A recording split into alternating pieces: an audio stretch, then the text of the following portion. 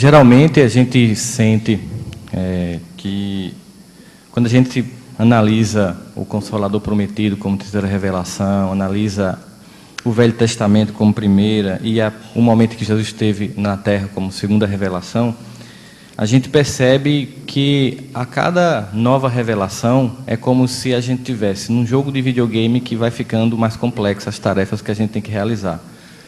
Se a gente pega, por exemplo, o fato de que Jesus dizia, numa de suas palavras, ouvistes o que vos tem sido dito, não façais aos outros aquilo que não quereis que eles vos façam, se referindo ao preceito do Velho Testamento, que o objetivo de um ser que seguia a Deus era tão somente não fazer o mal a ninguém, ele vai e acrescenta, digamos assim, nos faz mudar de fase. Utilizando-se da lei do progresso, nos solicita uma inversão dessa leitura e diz, eu, porém, vos digo, façais aos outros aquilo que vós quereis que eles vos façam. Então, se antes apenas não fazer o mal era suficiente, agora é preciso fazer o bem no limite das forças. E assim a gente percebe, ao longo das revelações, que certos sentimentos eles vão se sofisticando. Eles vão exigindo de nós um compromisso maior, uma verdade maior, no sentido de quando a gente vai executar isso. E assim acontece também com os sentimentos de remorso, arrependimento e reparação.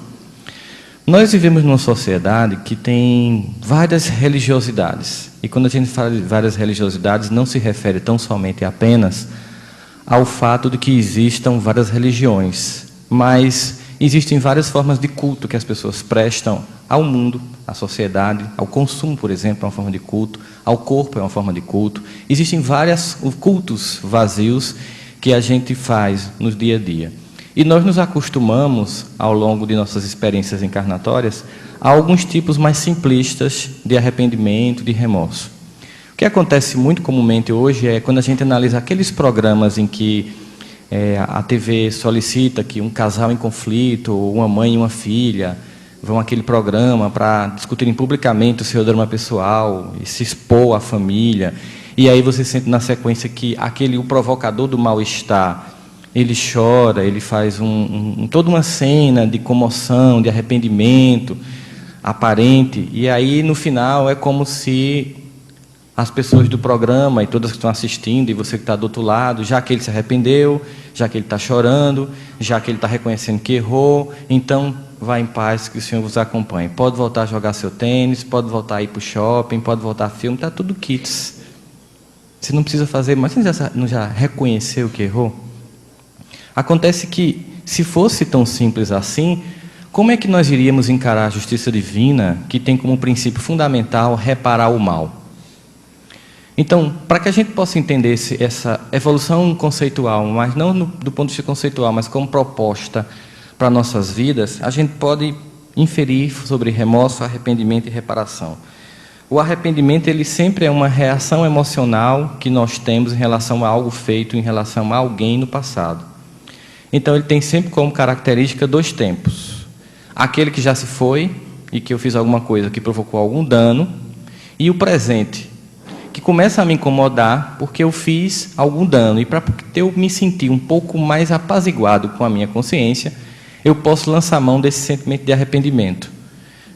Aliás, no primeiro momento, de remorso, que é só aquele sentimento de, eu não devia ter feito isso, eu tenho que chorar mesmo, eu tenho que ficar triste, eu mereço sofrer, e cria punições pessoais, e espera, quando faz isso, sempre que as pessoas cheguem e consolem. Não é assim, todo mundo erra, fique tranquilo, erga a cabeça. E, não obstante o fato que esse conselho também é correto, se a gente esgotar apenas isso, parece que fica naquela percepção. Quando você fizer de novo, a gente diz isso de novo e continua como está, porque assim vai se levando.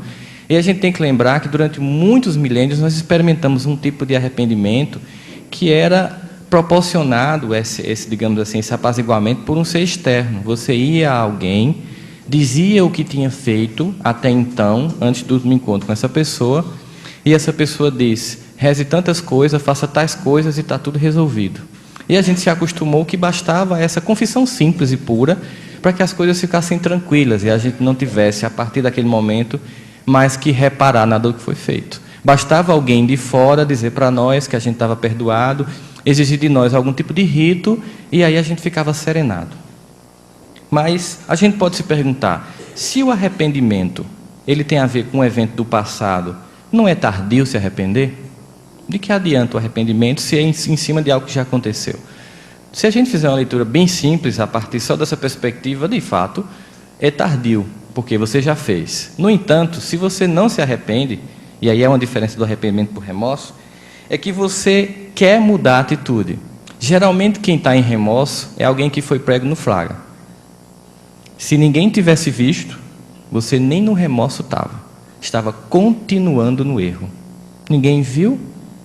E apesar da gente ter imensas e variadas leituras das tradições espirituais de todas as culturas, que dizem que, e Paulo muito mais claramente diz, que há uma multidão de testemunhas, que é a espiritualidade, como você não é médio vidente, você acha que eles não estão vendo porque você não está vendo a eles, e aí, já que ninguém está vendo, não tem por que você sentir culpa, remorso.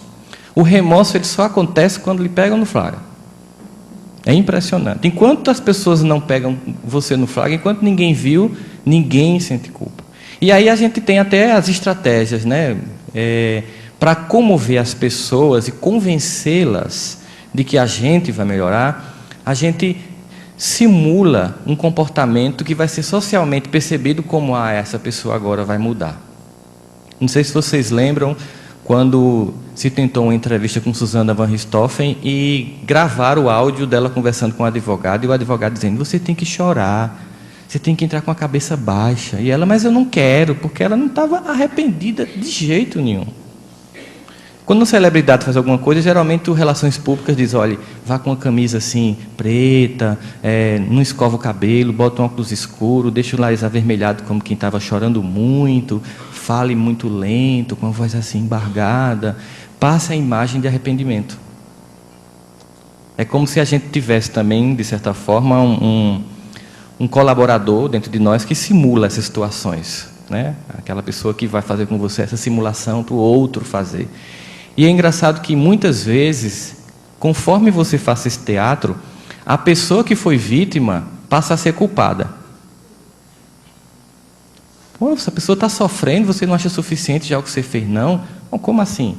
O que eu fiz? Então fui eu que fiz, a pessoa fez comigo e ela acha que apenas chorar vai resolver a questão e está tudo resolvido, e agora se eu insistir. Não que ela chore, porque não é isso que eu quero, que ela pense e mude a atitude. Eu aqui, você o algoz. Houve uma inversão de papéis. Eu lembro quando aquela doméstica foi espancada no Rio, Cirlei. Ela foi espancada por 3 jovens de classe média do Rio de Janeiro. E os pais emitiram opiniões assim, esdrúxulas a respeito do evento. Um pai disse o seguinte, ele achava que era uma prostituta.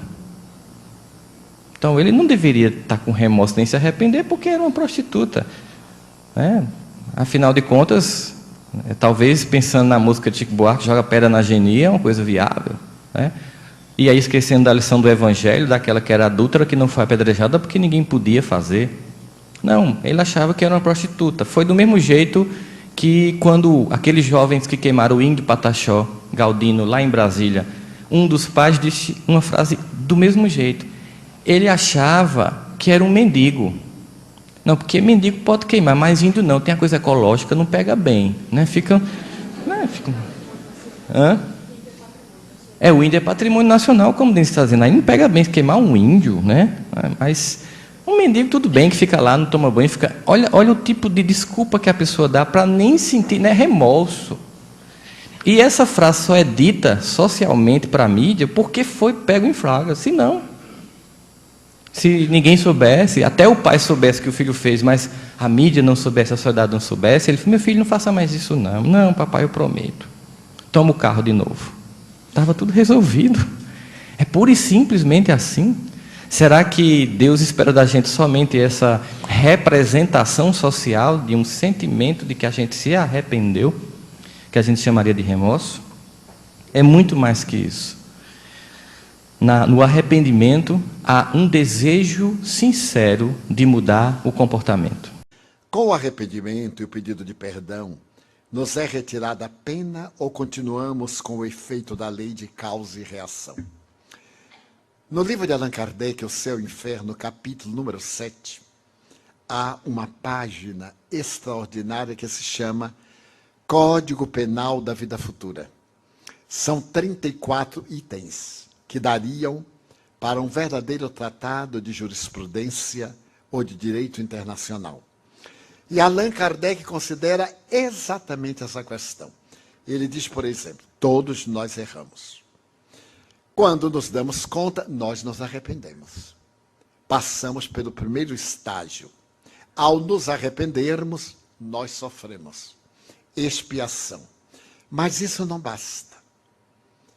Depois que nós nos arrependemos, então o que fazemos? Pedimos desculpas. Mas isso não basta.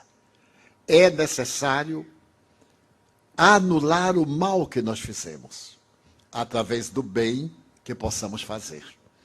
Então, eu ofendi alguém e peço-lhe desculpas. É um ato generoso. O outro me desculpa, mas eu continuo em débito. Eu tenho que fazer um bem para que anule o mal que eu fiz. Eu vou ao banco e peço um empréstimo. Então, na hora de pagar, eu não posso. Eu digo, gerente, tenha paciência, me desculpe. Ele desculpa, mas eu continuo devendo. Eu só me reabilito quando cessar o meu débito. Então, o que posso fazer? Eu digo ao gerente, eu devo $1.000. Você empresta-me 3.000, eu resgato os 1.000 que devia, fico com 2.000 que eu vou investir e pagarei os 3.000 oportunamente. Se ele for um gerente hábil, ele concorda, porque dá uma outra oportunidade. Então, eu faço mal, arrependo-me, procuro reabilitar-me. Se o outro me perdoar, ótimo para ele. Eu continuo devendo. Se não me perdoar, pior para ele, que passa a ser devedor. Porque é da lei. Nós temos o dever de perdoar o nosso próximo. Mas nós temos a obrigação de nos reabilitarmos perante o nosso próximo. Porque eu desencaminho uma pessoa. Vamos colocar isso em termos muito práticos. O homem seduz uma jovem e atira na prostituição. Ele se arrepende, mas ela continua prostituta. Todos os danos que lhe advenham, ele tem responsabilidade. Então, o que ele vai fazer? Tentar reabilitá-la. Mas ela já se acostumou, não quer. Agora o problema é dela. Ele, então, vai fazer o bem a outras pessoas para anular esse mal que fez. Então, em toda ação, é uma contabilidade. Deve haver. Devo, coloco, regularizo. É uma lei, portanto, extraordinária, porque nos dá dignidade. O inconsciente coletivo tem responsabilidade nas tragédias planetárias de maneira nenhuma. As tragédias planetárias fazem parte do processo da evolução. No Livro dos Espíritos, na terceira parte, Allan Kardec pergunta, o que pretende Deus com a destruição? E os Espíritos respondem, é necessário que tudo se destrua para poder renovar-se. E o que pretende Deus? Fomentar o progresso. Na 742, o que pretende Deus com a guerra? Por que existe a guerra? Por causa da predominância da natureza animal do indivíduo sobre a natureza espiritual e o desbordar das paixões. E o que pretende Deus com a guerra? Apressar o progresso. Porque aquele que não ouve o amor, ouvirá o sofrimento. Portanto, é uma lógica. A doutrina tem uma lógica, uma ética cartesiana, perfeitamente básica. Como interpretar a relação do Oriente contra o Ocidente? Se o homem tem o poder de destruição através das armas nucleares, mesmo assim o mundo estará protegido da destruição? De maneira nenhuma. É o quarto fator que pode haver o fim do mundo, uma guerra nuclear. Mas esta guerra nuclear, dizem os estrategistas militares, não acontecerá. Acontecerão guerras locais, porque uma guerra nuclear, o vitorioso morrerá em cima do vencido. Porque a radiação será levada pelos ventos para o mundo inteiro, e todo mundo sofrerá o efeito da desintegração nuclear. Então ninguém se atreverá, a não ser os psicopatas, a atirar uma bomba de efeito nuclear, vamos dizer, a Austrália, que é um verdadeiro continente. Vamos supor que tivesse 3 países. Atira uma bomba sobre o país X. Mas a bomba não fica somente ali. Os ventos vão levar e atinge o país que entregou. Há uma obra notável de um grande místico italiano, Pietro Baldi, A Grande Síntese. E ele diz exatamente isso. Uma terceira guerra mundial é improvável, porque o vencedor tombaria sobre o vencido. O que acontece? As grandes nações provocam guerras nos países dos outros. Vejamos a Líbia. Os Estados Unidos de um lado, a China e a Rússia do outro. A Síria. Estão brigando nos outros países. Uns protegem os revolucionários, os outros protegem o ditador. E assim eles se liberam das armas ultrapassadas. Porque os depósitos de armas estão sempre em renovação. O que é que fazem com as armas antigas? Vão para a Colômbia, vão para os países da África, nesse comércio nefando das grandes nações, protetoras da paz e fomentadoras da guerra. Então nós vimos, com todo respeito, não é nossa área política, mas uma análise, nós vimos os Estados Unidos querer implantar a democracia no Oriente. É um sonho. Uma cultura de 5.000 anos, como era a antiga Pérsia, hoje o Irã. Uma cultura como a do Iraque, 5.000 anos. A antiga Babilônia, a antiga Síria. Não pode ter liberdade democrática por causa das ditaduras multimilenares. E depois, vocês estão obrigados a ser, a partir de agora, democrata. Mas se a democracia é a liberdade de escolha, como é que eu posso obrigar a pessoa a ser livre? Em verdade, não era nada disso. Não havia armas nucleares de extinção coletiva, como ficou provado. Era interesse do petróleo. As guerras, como agora no Afeganistão e etc., com todo o respeito, são de interesses econômicos. O que é que prevê a cultura moderna?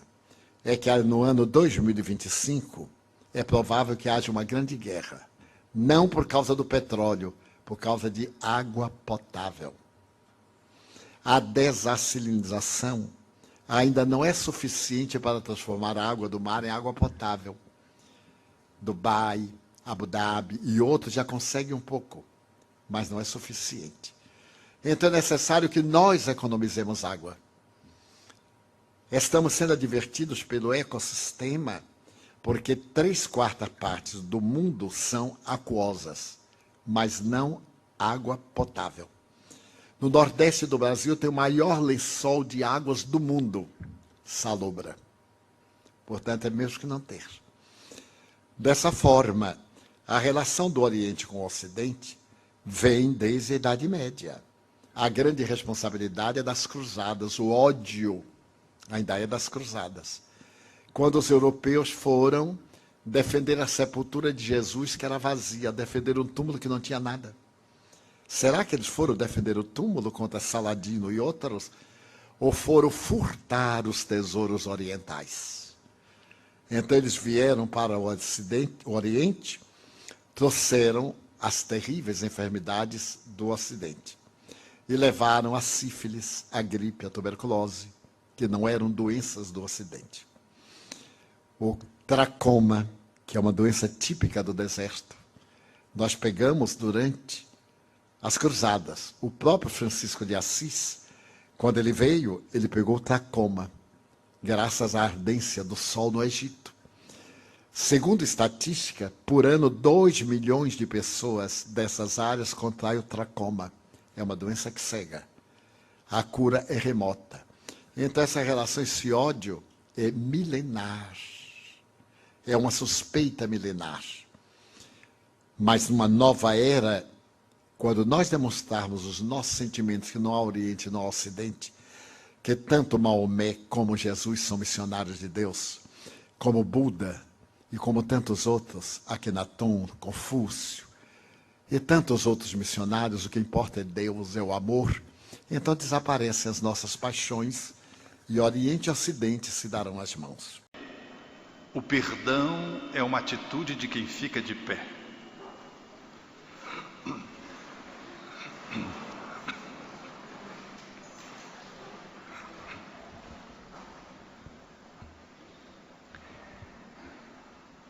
Imagine um prazo confortável de um mês, 30 dias para trabalhar uma encrenca. E eu vou propor aquilo que eu chamo como o perdonômetro. É um instrumento que eu inventei em Belém do Pará. É um instrumento que mede a capacidade da gente perdoar. É o perdonômetro. Vocês estão conhecendo ele agora.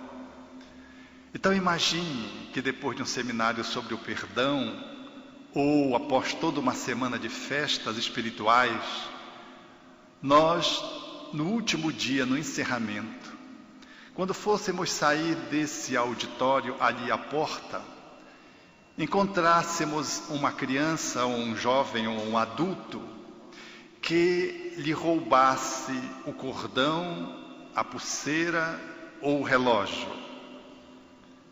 Se você é capaz de perdoar o assaltante num prazo de até 30 dias, fique de pé. O perdão é uma atitude de quem fica de pé.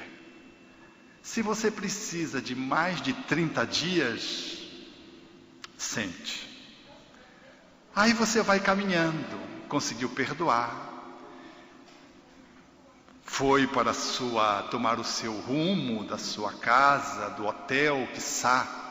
Mas quando chegou no automóvel que estava à sua espera, você se deu conta que o automóvel foi arrombado e levaram o som do automóvel e alguns CDs da semana que estavam dentro do carro. Se você é capaz de perdoar o arrombamento que danificou a porta, os CDs que foram levados e o som num prazo de até 30 dias, fique de pé. O perdão é uma atitude de quem fica de pé. Se você precisa de mais tempo, sente. Aí você vai para casa meio assustado, parece até que fazia parte da semana esses testes para avaliar a sua capacidade de perdoar. E quando você chega na sua casa, aqui ou alhures, à distância, você se dá conta que ao chegar, você percebe que a porta foi arrombada. Você entra meio assustado, chega na sala e percebe que levaram o DVD, a televisão e um ventilador que estava por lá. Se você é capaz de perdoar o arrombamento da porta, a televisão, o ventilador e o DVD num prazo de até 30 dias, fique de pé. O perdão é uma atitude de quem fica de pé. Se você precisa de mais tempo, sente. Aí você ficou assustado. Aquilo estava parecendo uma conspiração contra você. Você tomou o rumo e foi em direção à cozinha, tomar um copo de água. E quando você chegou na cozinha, você se surpreendeu, porque levaram o fogão, a geladeira, a batedeira e o forno micro-ondas. Se você é capaz de perdoar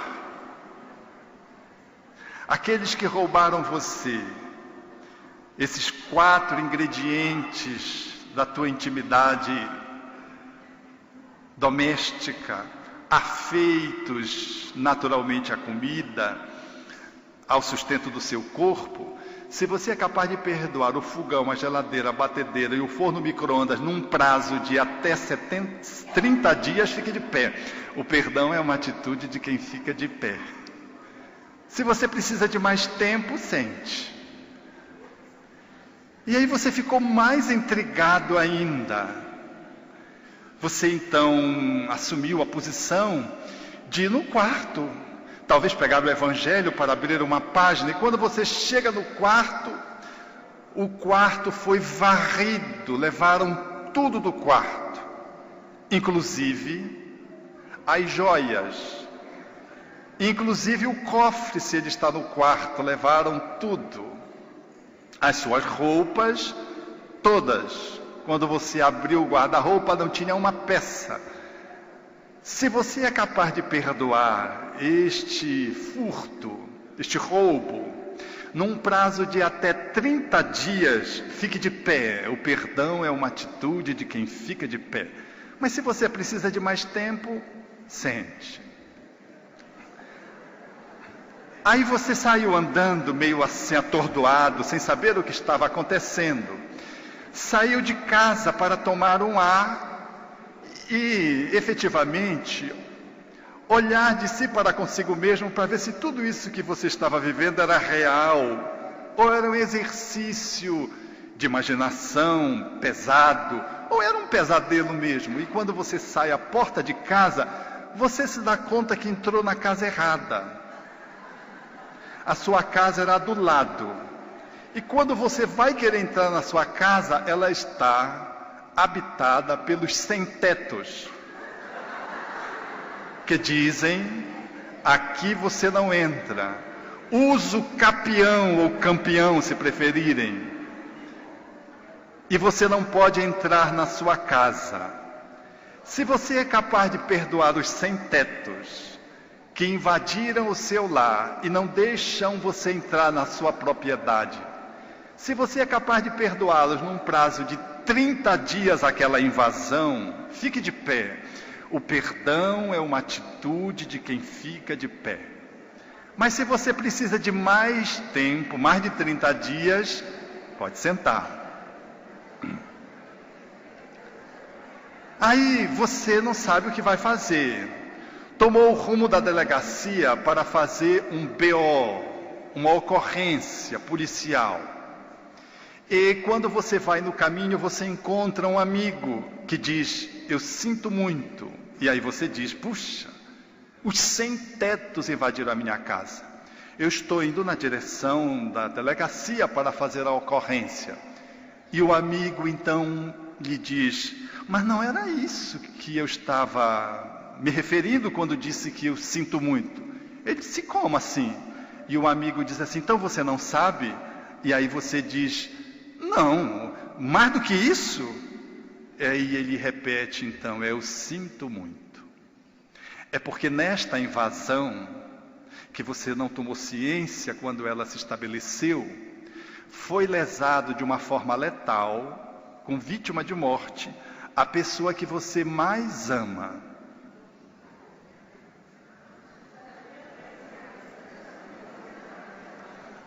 Se você é capaz de perdoar essa pessoa num prazo de até 30 dias, fique de pé. O perdão é uma atitude de quem fica de pé. Se você precisa de mais de 30 dias, pode sentar.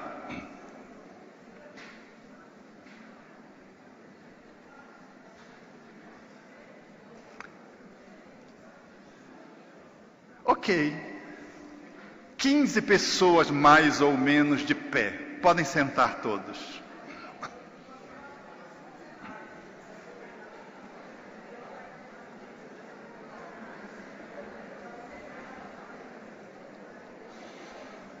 Esse foi um exercício de aquecimento,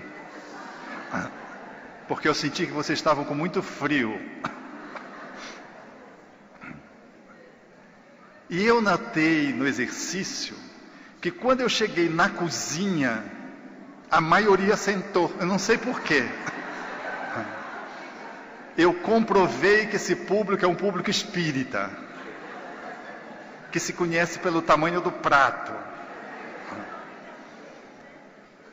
Porque o espírita faz muitas restrições, mas quando chega no prato ele capitula, ele cede, ele não aguenta. E dizem os meus amigos aí, o obsessor ataca. Quando chegou na cozinha, que mexeu no forno micro-ondas, no fogão, na geladeira, o povo não aguentou, sentou. A maioria. Mas vejam, isso é uma brincadeira, mas também não é. Porque é na brincadeira que a gente se percebe, se encontra, se entrevê. Nós precisamos de um tempo para elaborar o nosso perdão. Às vezes, o perdão ele pode ser oferecido, ou ser dado, ou ser recebido em 10 segundos, 30 segundos, conforme o exercício foi previsto. Alguém entrando, por exemplo, entre as fileiras, para buscar uma cadeira central, se pisar no seu pé, talvez você precise de apenas 30 segundos, ou até menos, para perdoar o outro, e o outro fazer o seu processo de reparação do perdão, dizendo: desculpe, eu não percebi. Esses 30 segundos que a pessoa precisou para se liberar, e você liberá-la, talvez não sejam suficientes se a sua unha estiver encravada. Pisou na sua unha encravada, mesmo num evento espírita, pisou, você vai reagir. O outro vai perceber pela sua cara que pisou mal, que foi mal, e vai dizer: desculpe, e você em 30 segundos não vai conseguir perdoar essa pessoa. Você pode até de cara, usando a sua máscara social, dizer: não foi nada. Mas a pessoa percebe na fisionomia que você ainda não conseguiu diluir aquela pequena pisada, porque foi no dedo escolhido, porque foi no dedo que estava machucado. E enquanto a pessoa senta conferindo que você não perdoou, e já se passou os 30 segundos, e você está respirando e o dedo está tum, tum, tum, tum, tum, até que ele pare de latejar, você está pensando algumas coisas sobre a pessoa que pisou no seu pé. Por exemplo, parece que é cego. Ainda vem com esse sapato bicudo. Pisou com esse salto miserável. Tem tanta cadeira vaga porque ela escolheu sentar justo aqui nessa. Você vai estar pensando algumas coisas. Isso é raiva que você está colocando para fora, em função da tua unha que está tum, tum, tum, tum, ou daquela unha que você pintou naquele dia, e foi uma francesinha no pé, ou ganhou uma florzinha naquele dedo, e foi justo naquele único dedo que a florzinha está posta, que a pessoa pisou. E você sabe que foi um estrago na sua estética corporal. Depois, mais ou menos de 30 minutos de palestra, a pessoa olha para você e confere, faz assim, para ver se você já perdoou. Se ela pergunta de novo, é porque ela viu que você não perdoou. E lá, depois de 30 minutos, já parou de pulsar. Você já pensou o que tinha de pensar sobre aquela outra pessoa, pelo que ela pisou no seu pé. Aí você já faz assim para ela, dá um sorriso, aí a pessoa percebeu que foi liquidada a fatura. Houve o perdão dado e o perdão recebido. 30 minutos. Assim somos nós diante da vida. Às vezes a gente perdoa em 30 segundos, às vezes nós precisamos de 30 minutos, às vezes a gente precisa de 30 dias, às vezes a gente precisa de 30 meses, às vezes a gente precisa de 30 anos. E às vezes nós precisamos de 30 encarnações.